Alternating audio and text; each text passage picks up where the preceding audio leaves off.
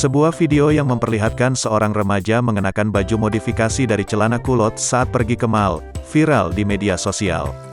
Diketahui, video tersebut dibuat dan langsung diunggah oleh Nidia Aurelia, 19, pada akun TikTok miliknya @mbakninit4, Sabtu, tanggal 26 Juni tahun 2021.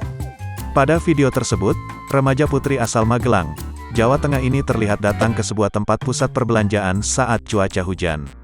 Nidia pun menyempatkan untuk ganti baju terlebih dahulu di toilet. Sebelumnya, Nidia terlihat mengenakan kaos putih dipadukan dengan outer dan kerudung hitam, serta celana abu-abu.